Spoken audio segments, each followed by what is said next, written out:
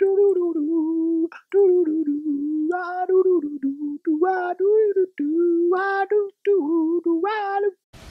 bros and mofos, how's it going down? Stoney back here today with part 3 of Spud of War, or Chains of Olympus, here in bonus play, where we have everything unlocked and maxed out.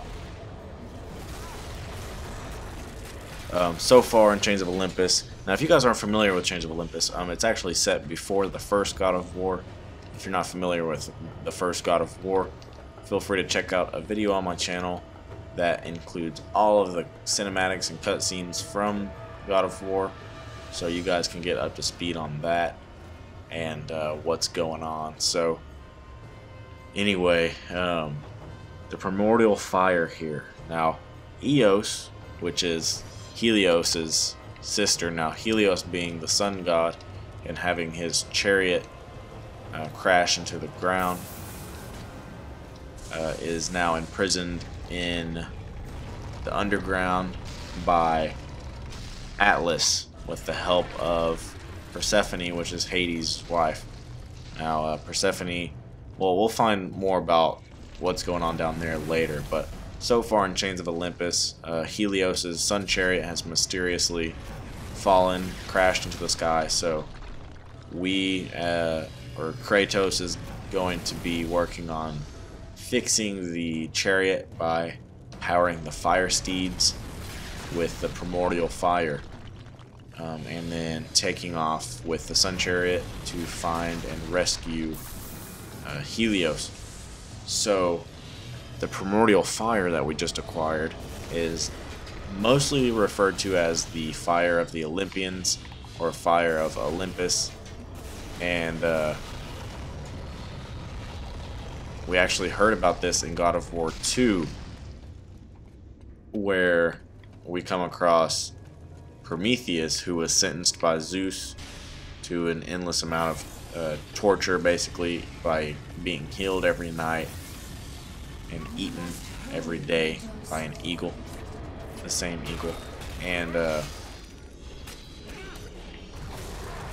anyway, so we set Prometheus free from his torture by dropping him into fire, and his ashes gave us the rage of the Titans. So, but here it's going to help us power the fire steeds to get the sun chariot going again. So let's see. This one, Chains of Olympus, is actually set before the first God of War. So everything that's happened so far in the series, this is set before that. So we'll be uploading, let's see, I've got all the God of War 2s uploaded already. We'll be taking care of the story of Kratos throughout every game. So we're gonna take care of God of War 2, Chains of Olympus here, which was a PSP release that they brought to console. Then after this, we're going to be skipping to right in between the first God of War and God of War 2 to play God of War Ghost of Sparta. And that leads into the events that happen in God of War 2. And then we're going to be playing God of War 3, God of War Ascension, and we're going to be taking care of the very newest God of War, where Kratos moves to Scandinavia after basically killing like all of the gods and titans in it. I don't know, it gets crazy, but the new God of War is just amazing. We're going to be dealing with the Norse gods like Odin, Tyr, Balder, Thor, Loki, stuff like that. And I think it's going to be freaking cool. They really changed the game with that one. It's more of an open world. I can't say free roam, but it is way more of an open world than it was before. You can visit places and then go back to them later whenever you feel like it, unlocking one area at a time. And not to mention your son Atreus, you do get to be alongside teaching and stuff the whole time. So anyway, it's a whole new Kratos. He's old, he's wise, he's not angry, but he's still a badass, and it's freaking cool. So anyway, for now we're going to be covering Spud of War here, where we play as a potato. Now I can't help but to play the new God of War and think back to whenever I was a fish and whenever I was a potato or a robot, and like, Kratos, you're goofy, dude. You can't be seriously raising the sun right now being as goofy as you used to be wearing these costumes, but thank God it's just bonus playing. He didn't actually play the game, like the vanilla game, in these costumes. Anyway, dudes, this one's mostly just a few puzzles we're going to be covering in this episode, and getting the fire steeds back in business to set off with the sun chariot of Helios. So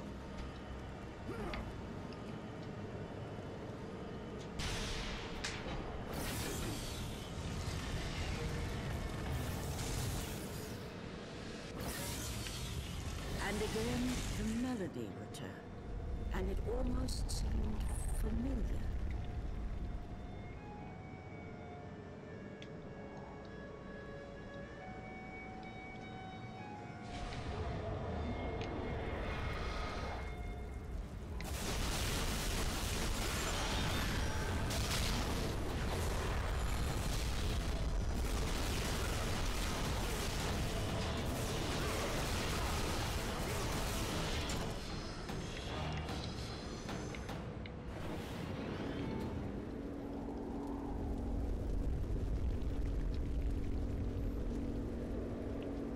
okay, so this puzzle is it's more time consuming than it is confusing, so I'll sit back and show you guys how to do it while I touch on the topic of Morpheus. So last episode, let's see, Helios and his sun chariot crashed out of the sky mysteriously. No one knows why yet, at least.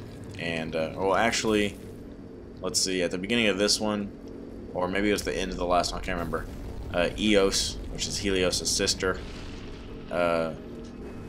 basically explained to us what happened to Helios and how the Titan Atlas has control of him.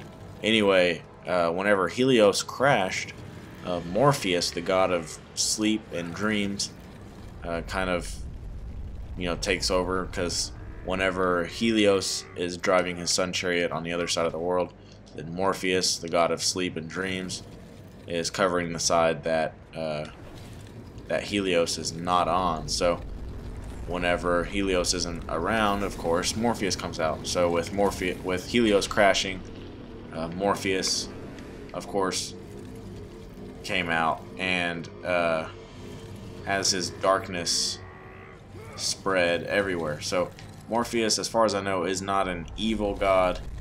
He's not a bad guy, but it is not a good thing also to have constant sleep and darkness. So it is important to mankind and everyone to save Helios.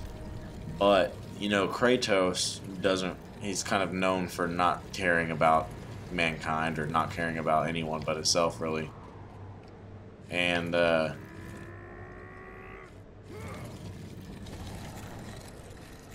he didn't choose to save him. He actually, or let's see, I'm trying to think, what is Kratos' intention on saving Morpheus?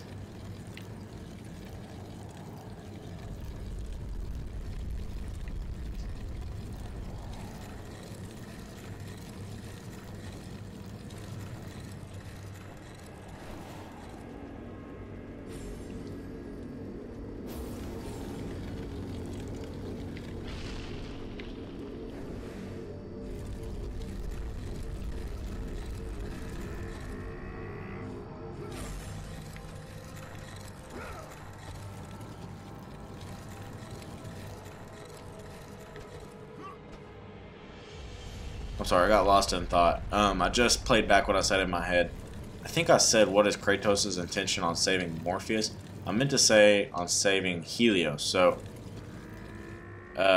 whatever his intentions is, I remember Eos, which is Helios' sister, basically convinced him to get the Sun Chariot going again. Anyway, whatever Kratos' intentions are, or incentive is on saving Helios, it doesn't matter because that's what we're going to be doing. So, let me think. Morpheus is... you guys might be familiar with the drug, or the medicine, morphine. A doctor back in the day actually derived the name, apparently, from the god Morpheus. Which makes sense because Morpheus is the god of, you know, sleep and dreams, and that's similar to the way morphine works, you know. So, anyway, this puzzle, it should be the second Fire Steed. I think we have one more to go, but this is probably the most time-consuming puzzle there was. All we have to do is kick around a few statues to line them up and cue the cutscene.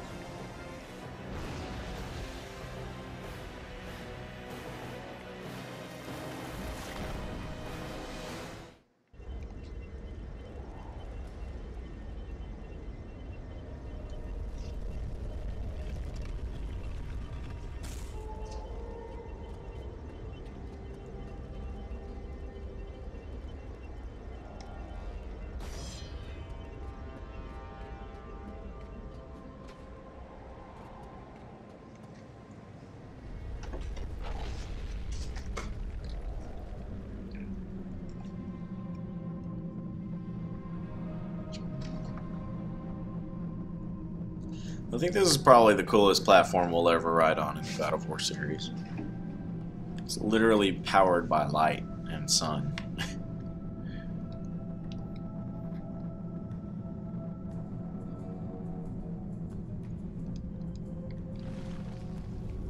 And although this is a side story, it is somewhat important.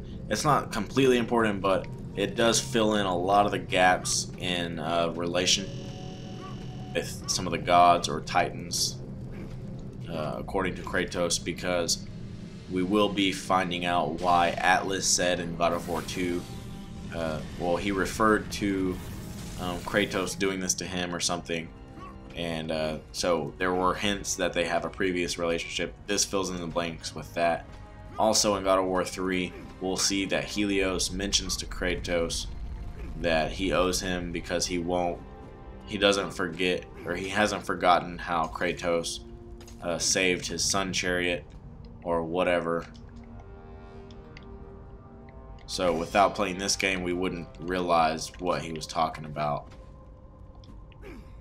or even Atlas.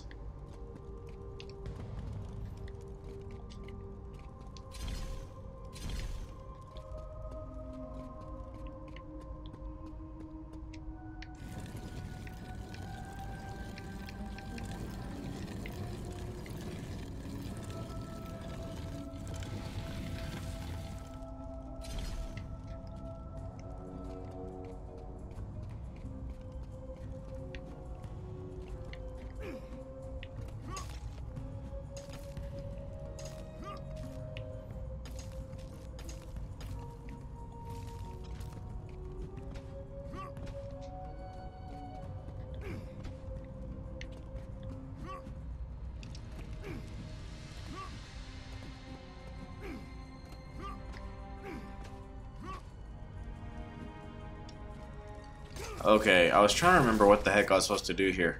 All we have to do is break it and then reflect that beam with our sun shield.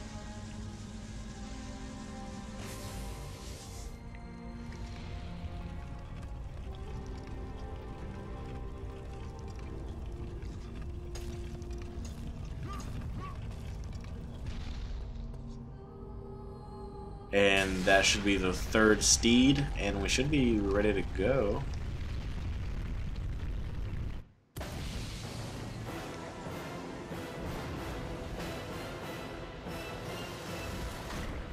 Oh, actually we have to go back to that area and basically activate the Steeds now. But I think that should be it for finishing all of the puzzles here on the Sun Chariot. We just have to get to that part, activate the Sun Chariot, and then take off.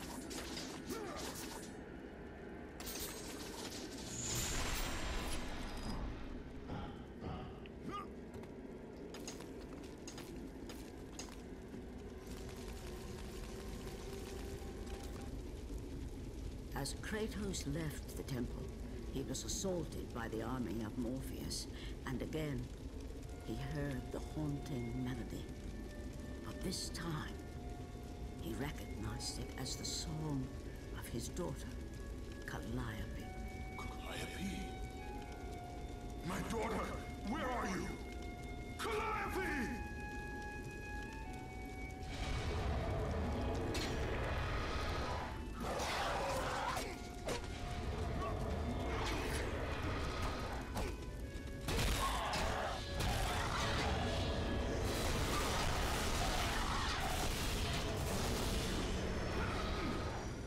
So Calliope is the daughter of Kratos that he accidentally killed alongside her mother way back in the day. None of the God of Wars actually, like this series of events happens before any of the God of Wars, so we don't actually play through that moment, but there are flashbacks to that moment, pretty much explaining what happened and why it happened.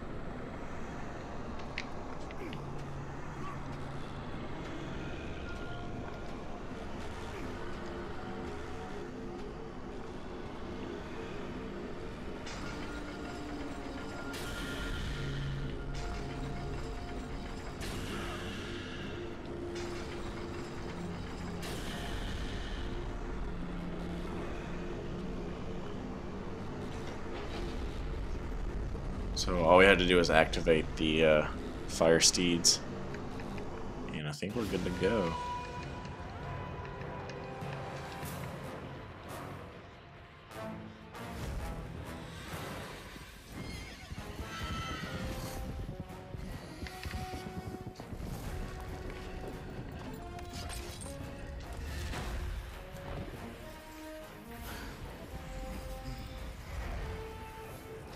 With the release of the fire steeds, Kratos was now in the hands of the beasts.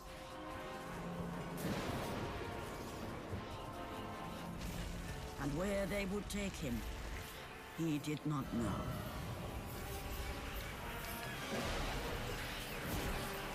Right, so I don't think Kratos had the intentions of saving Helios, but the fire steeds took him straight to him.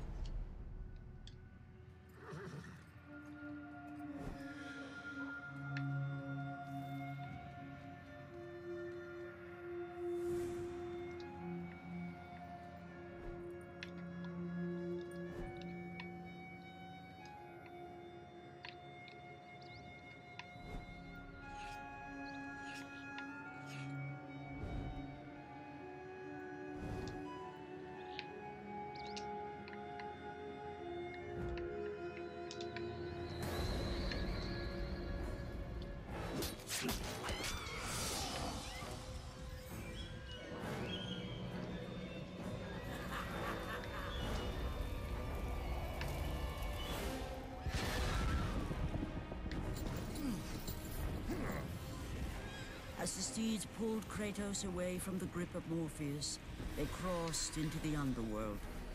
But in the land of the dead, they could go no further, for these beings of light were not welcome in Hades.